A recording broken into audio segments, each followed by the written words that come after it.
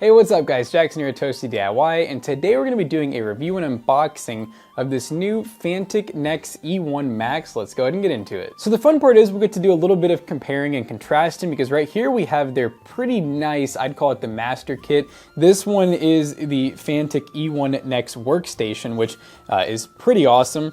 It actually comes with a magnetic mat for actually working with smaller screws and whatnot. It even has like some measurements, some spots for adding certain types of bits. You have this little guy here, which is kind of like a really smooth microfiber, and then leather on the other side. So it has some pretty good grip, and you can actually use this as like a workstation. And then we have a ton of tools in here. I mean, we got everything from tweezers to 1/8 inch bit extensions. We got a ton of spudging tools. We have the guitar picks, as I call them, to get into bezels and whatnot. We even have like screw and bit holders here, remagnetizing station, and then a ton of 1/8 inch bits. And then if you just press this little guy here, this gives you access to your screwdriver, which recharges with USB-C. There is a full video on this YouTube channel on this full kit here.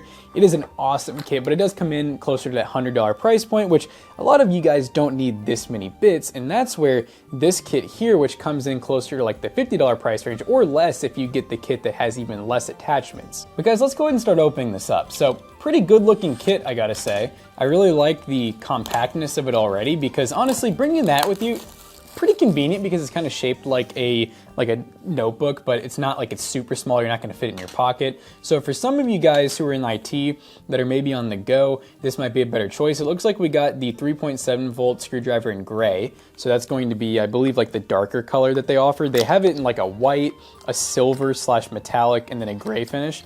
I definitely prefer the darker color if I can get it.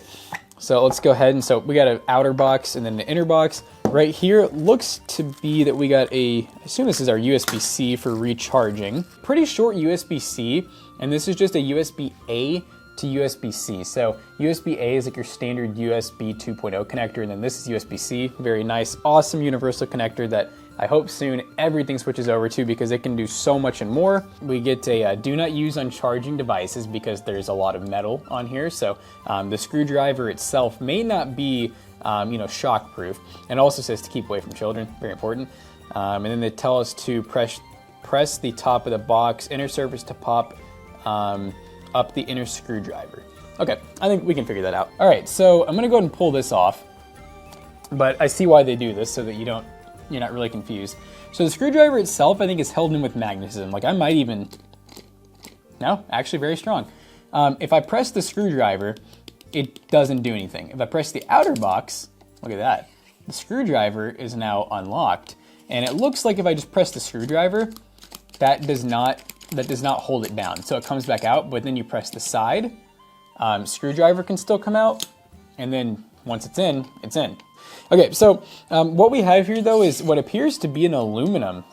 Yeah, that ain't plastic. We got actual aluminum here, which is pretty cool. So the inside is pretty basic. We actually do have a small mechanism down there that kind of involves the spring loaded mechanism, but it's pretty basic on the inside. There's not really anything in there. So hollow shell, basically. Aluminum though, that's really sick. The bottom does not have like any anti-slip or anything from what I can tell, but it's smooth, so nothing to scratch any surfaces.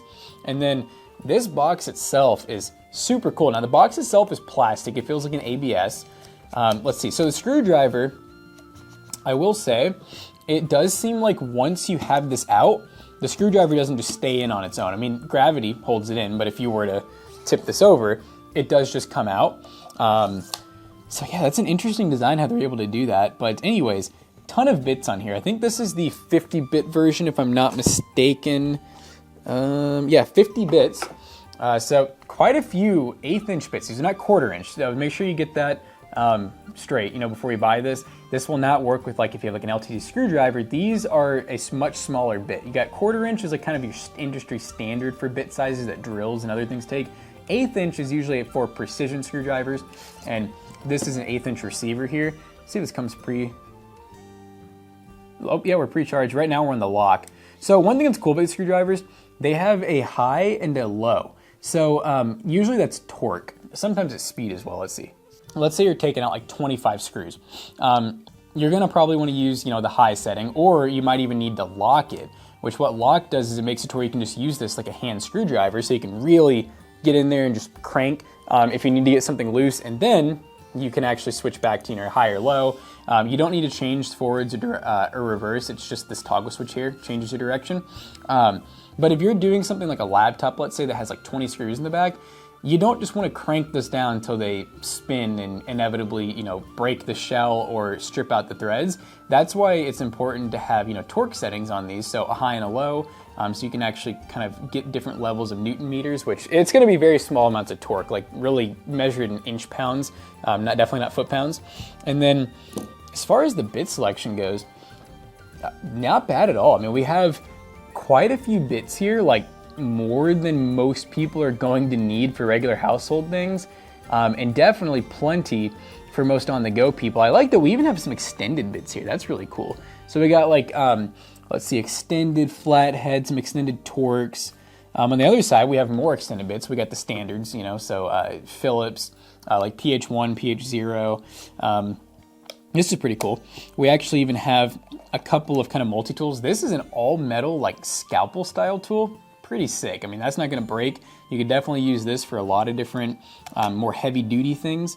And then we actually get a pair of, let's see if I can get them out here. We actually get a pair of sharp tweezers. So not like razor sharp, but very, very fine point for doing a lot of precision work, doing like micro soldering, stuff like that. So that's pretty nifty that they managed to fit all of this on here. I'm always like just am so impressed when ever a company manages to fit a ton of products in one small handheld product like this. And then, like I said, guys, when you're done, just pop this back in. I guess the order doesn't even matter, really. Then boom, you're ready to go again. Like I said, you don't have to worry about this falling out. It seems like it's held in pretty good. You could actually fit this in your pocket though, and for a lot of people, this would be like more than you need. So yeah, this is pretty freaking sick. So let's go over some tech specs of the Fanttik E1 Max. So this kit is in fact a 50-in-1 S2 steel screwdriver set. With the S2 steel, you definitely get some really good rust prevention. They say 60 plus times. And then for the fun tech specs of the actual electric screwdriver itself, we have a rotation speed of 200 RPM, a battery capacity of 350 milliamp hours rated at 3.7 volts. For the low setting, we get 0.05 Newton meters, and for the high torque setting, we get 0.2 Newton meters, so a good amount of difference there. And then of course that manual mode, which is the locked setting, you can do up to 3 Newton meters before the motor starts to either spin or you may risk breaking some. One thing that's really impressive is they rate the battery for about 400 screws on a full charge, and that's screwing and unscrewing. The screwdriver also comes with 4 LED lights to make working on things a little bit easier, especially in those darker environments. And like I said, this kit usually is around 45 to 50 bucks, which is a pretty good deal for a higher end kit like this, especially that's all metal for the most part. So at this point, guys, I don't want to waste any more time. I'm gonna actually test this kit out on a few different applications around the office to see how well it does. All right, guys, we're gonna take apart an old graphics card to do a little repasting. So we're gonna go ahead and open up our kit. I did go ahead and fully charge it. So let's go ahead and get out the pin driver. All right, we're actually gonna run a PH0 because most of these are a little smaller. We're gonna go ahead and let's go high torque, and let's see if, I don't know if this will actually be enough. Let's try, oh yeah, oh wow. Look at that. That's pretty light work for it. You can definitely feel, you know, a decent amount of torque when it starts. It almost wants to leave my hand, so I gotta say, this one's pretty strong. All right, so we got our 4 main screws out that actually hold the die on for cooling. Well, we got our first screw that's a little too tight. So let's see if we can do the manual mode. So we're gonna switch this over to the lock symbol, which means we're not using the motor. There we go. All right, so we had just enough torque there to not use the motor. Then we can turn it back to, you know, lower high, and we're good to just use the actual motor to unscrew again. Thermal paste and actually do a quick repasting on this GPU. All right, so now we got a laptop that I just need to do a total teardown on because I'm probably just going to be scrapping it for parts. So once again, I think we're gonna start off with our, so you guys can maybe see a little bit better what's going on. We're gonna go back to the high torque setting. Oh yeah, super easy. And as you can see, this thing's already partially, it's been taken apart at one point. I think I was trying to fix it and then it ended up just getting thrown in the back. And now here's something we can actually use. This is like a pry tool essentially. So Since I'm not saving this laptop and I don't need to use any plastic is what I'm getting at. I'm not really worried about marring up the edges or anything. So let's just see if we can find a good spot to get this in. Pending all of our screws are actually out. There we go. So yeah, the pry tool, super solid, Tome. I mean, it is metal. Like, this thing is not gonna break easily unless you absolutely force it to break. So, all right, now that we're in here, let's go ahead and get the battery out. I think PH1 will actually probably get us through most of this laptop here.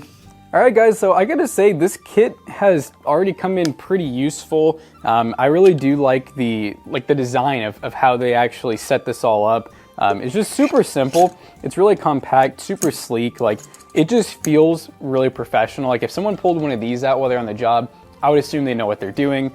So yeah, the Nex E1 Max is definitely a really good, useful kit if you're doing anything in the field, or if you like work for a repair shop, especially one of those like cell phone repairs, watch repair, electronics repair, you name it. This would be a great add-on for that, for any type of precision tool work. But as always, we hope you guys enjoyed today's video. If you did, make sure you check out Toasty Bros, Toasty Clips, and also make sure you buy a PC today from PC Rose Tech. We'll see you guys later. Peace out.